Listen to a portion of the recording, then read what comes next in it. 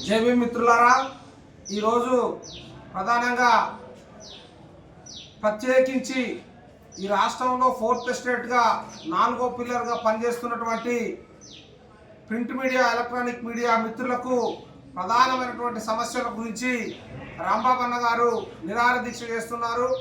మరి ఇటు నిరాహార దీక్షకు సంఘీభావంగా Bahujan student federation of India Khammam జిల్లా పూర్తి సంఘీభావం తెలియజేస్తూ ఉంది.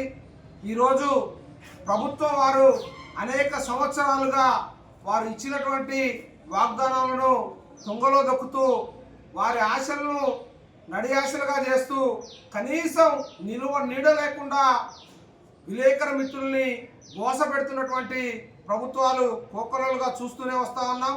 మరి ఈ తరుణంలో ప్రభుత్వం వారు అలాట్మెంట్ చేసినటువంటి 23 ఎకరాల భూమిని అర్హులైనటువంటి విలేకరులందరికీ పంచకుండా కాలయాపన చేస్తూ ఇంత విలువ కలిగినటువంటి భూములను ఈ యొక్క విలేకరు సోదరులకు ఇస్తే వాళ్ళు ఎక్కడా బాగుపడతారు అనే ఉద్దేశంతో అంత విలువైన భూములను ఇవ్వటం ఇష్టం లేక ఇవాళ ప్రభుత్వాలు జాప్యం చేస్తూ ఉన్నాయి. భూములు ఒకటే కాదు, అనేక విధాలుగా విలేకరులు అనేక సమస్యలు ఎదుర్కొంటా ఉన్నారు. ఇవాళ పిల్లలు చదువుల విషయంలో విలేకరులు ఇబ్బంది పడతా ఉన్నారు. హాస్పిటల్ విషయంలో విలేకరులు ఇబ్బంది పడుతున్నారు.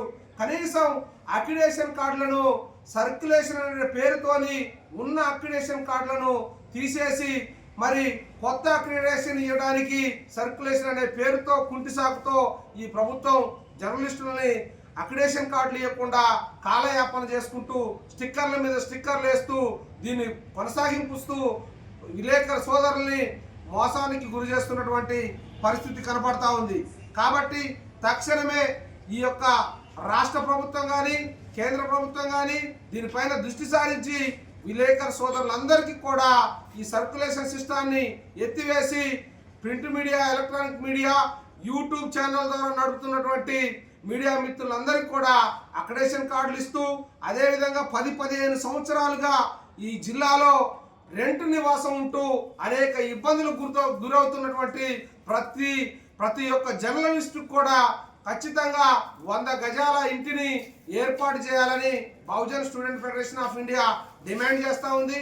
అదేవిధంగా అక్రిడేషన్ కార్డులతో పాటు హెల్త్ కార్డులు ప్రతి హాస్పిటల్లో కూడా ఈ హెల్త్ కార్డులు ఉపయోగపడే విధంగా దీనికి ఒక ప్రభుత్వం వారు నియమ నిబంధనలు తీసుకురావాలని Bahujan student federation of India ప్రత్యేకించి డిమాండ్ చేస్తూ ఉంది.